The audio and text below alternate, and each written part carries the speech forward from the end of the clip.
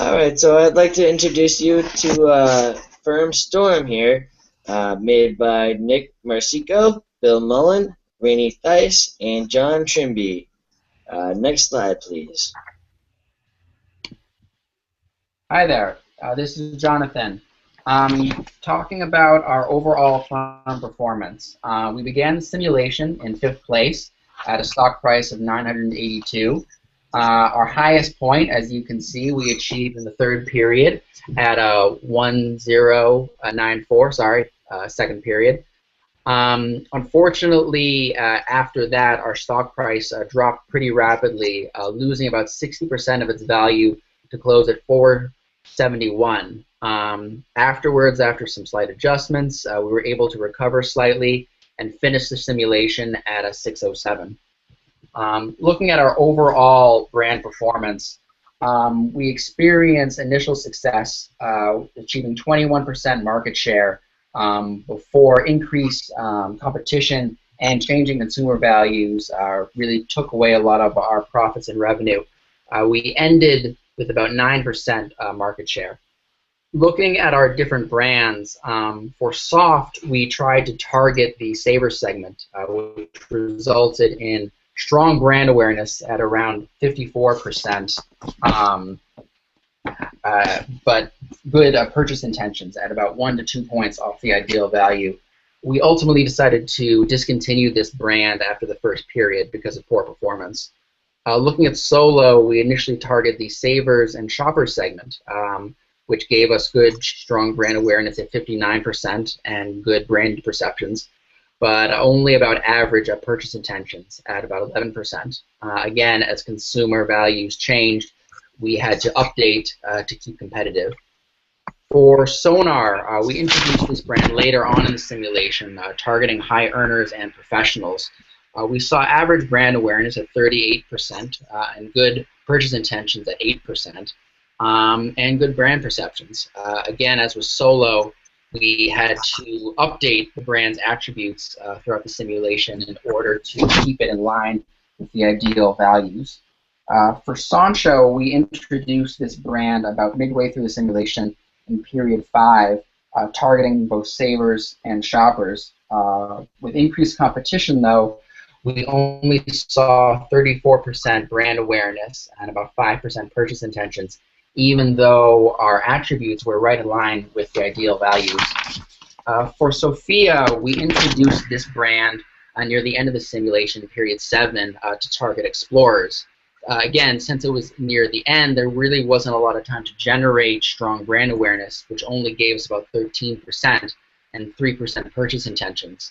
However, we did see high purchase intentions, which in line with the ideal customer values. Looking at the individual segment performance for our different brands, for Sophia, we were able to finish with the #1 brand share at about 43%, while Sonar finished with the 2nd highest purchase intentions among high earners at 20%. Unfortunately, our other brands didn't fare as well. Sancho finished with the 5th highest brand share for Savers at 9%, while Solo finished with the 4th highest brand share at 7%. None of our brands really made up a substantial share of the professionals segment.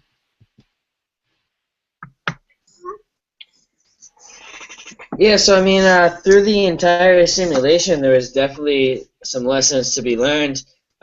Looking at our overall strategy, our focuses and decisions changed as our competitors offered new products and the consumers' values changed at the same time.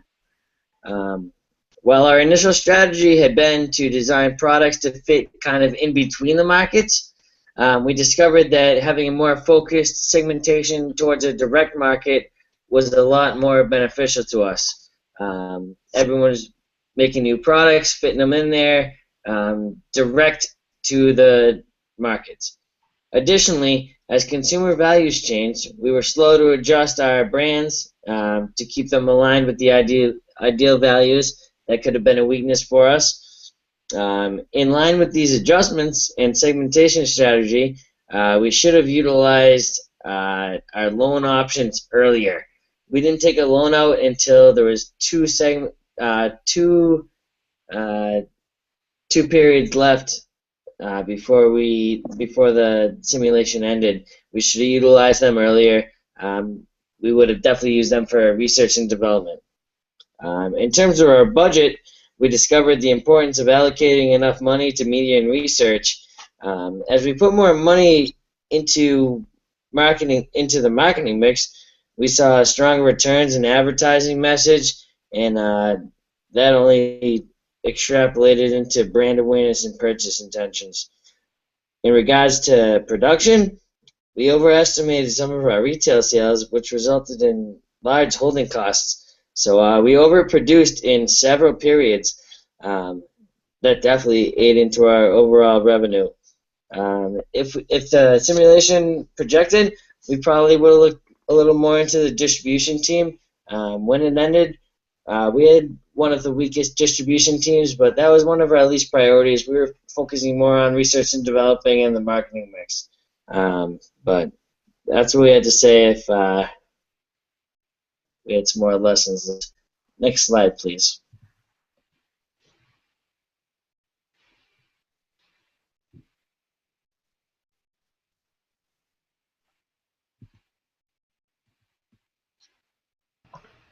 In regards to segmentation and target marketing, MarkStrat definitely reinforced the importance of MarkStrat segmentation. Fortunately, the simulation already segmented the MarkStrat market for us by identifying and profiling distinct groups of buyers such as the savers, shoppers, explorers, high earners, and professionals. In addition, prior to the start of the simulation, MarkStrat was kind enough to supply us with how each of the segments differ in their needs and preferences, and described each segment's purchasing habits, where they shop, and income levels. This information was beneficial when we were not only designing and researching products, but also when we were allocating our products to be effective as possible. In regards to selecting and rating market segments, MarkStrat also taught us the value in selecting and rating market segments. Though the market research we were able to understand through the market research, we were able to better understand each segment and their preferences, whether they were measurable, substantial, accessible, differentiable, and actionable. This also played a role in which segments we found to be most valuable to target Storm products and to meet our objectives as a firm, effectively utilizing resources.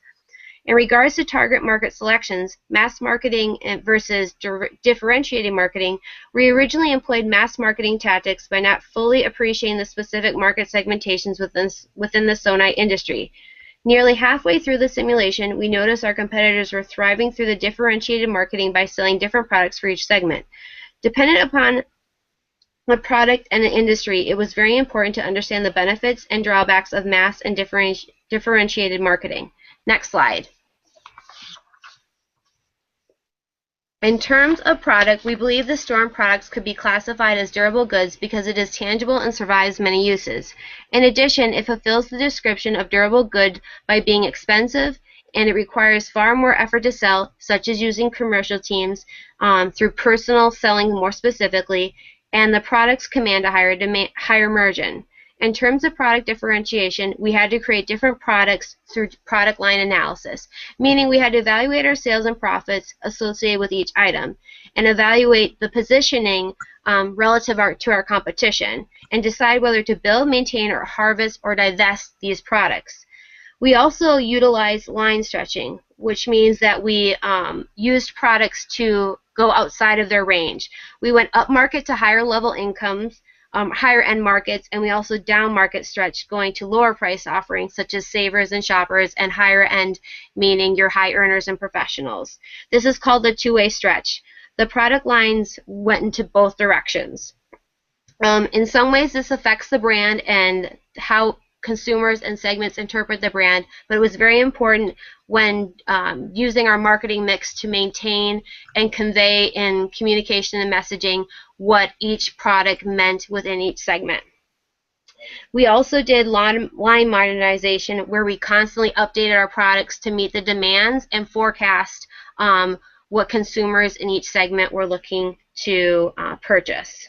And we also developed new products throughout the simulation to meet the demands. Next slide. In terms of price, the sonite industry consumers were very focused on value and price of products. It was critical to understand the benefits and costs of the product, the value that it gave to each segment. Compared to our competitors, it was important to understand that consumers wanted more value with products than when they made their decisions based on price. Through the marketing mix, we made an effort to stress specific product values and price to each segment. We also fell into some pricing problems, such as not revising our prices as the market changed from period to period and not setting an intrinsic element of market position strategy. Also, at times, we did not compare our own products' prices from one product line to another product line, and this had an effect in how those products sold within their segments. In terms of pricing psychology, price quality inferences played a major role for a few of the segments, specifically as shoppers having a high quality price ratio, which means they believe that the higher the price, the better the quality. And we also employed some price cues such as ending in nines, odd numbers, which conveyed a discount to consumers when they were purchasing within their market. On to Nick. Regarding place, all firms in the London Group utilized the same three major channels for distribution, which were the specialty stores, mass merchandisers, and online sales stores. Our products were similar to the others and sold mostly in mass merchandise and specialty stores, with the smallest volume outlet being in the online venue. Although the actual number of distribution channels remained the same, the shopping habits changed regularly throughout the simulation, and by the end, the segments had totally different habits from the beginning. This proved to be a problem for us at first, as we didn't pay enough attention to the changes in habits or notice trends related to these habits either. When launching products and modifying products early on during the simulation, we didn't have enough focus on the increase of not only the market segments, but their preferred places to shop. Online shopping grew in all 5 segments, even with the amount of shoppers in those segments shrunk. Another trend we didn't take into account was the actual increase in the market size. The amount of savers increased from 3.2 million to 9.9 million, and the amount of shoppers increased from 2.3 million to almost 9.2 million during the simulation. Both those segments preferred to shop in the mass merchandisers, but also saw their online shopping presence more than double during the game. One facet we overestimated was the number of products in the channels for each segment. Our strategy in the beginning was based on trying to create a few products that appealed to multiple segments, in part to make them appealing to mass merchandisers and specialty stores. However, with the actual growth in the market, we failed to realize the amount of consumers could actually support several brands available. Along with not being attentive to the growth trends in the shopping habits, we didn't place enough emphasis and importance on our personnel and the commercial team within the distribution channels. We started with 2 products and ended with 4 concurrent products selling in the marketplace. However, did not increase our commercial team at all over those 8 periods, ending with the same 60 employers to distribute in 12 directions, 4 products with 3 channels each. Conversely, the top firm in the simulation employed over 5 times the amount of commercial team that we did, with 305 employees pushing their products to the consumers. Next slide, please. An area where we excelled was our advertising and research perceptions by the consumer segments we served. For all 8 periods in the simulation, we had either good or excellent perceptions of our brands, with the vast majority receiving excellent marks. When new products were introduced in the market, our firm experienced a significant jump in brand awareness, especially with Sonar and Sophia. Sophia didn't get the giant brand awareness for the last 2 periods, but was the leader in market share at over 42% by the last period. This is attributed to having a strong balance of not only media advertising, but market research as well.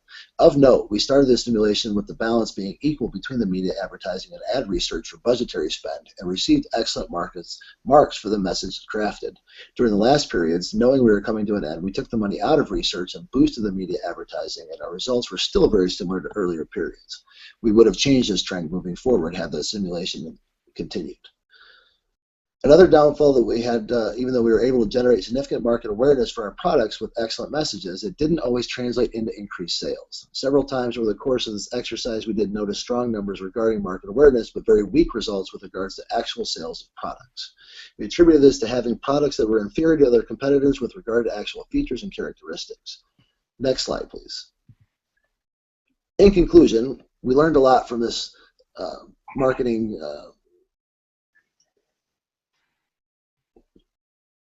simulation, and it was a great experience for us to go through. We changed our strategies several times throughout. We started off strong in the middle where our strategy wasn't working so well, but we did change it and finished strong as well. We were happy with the way we placed and bringing up our market share in the 8th and final period, and our share value and volume sold were the highest of the periods. Thank you very much. for the opportunity to be part of this class.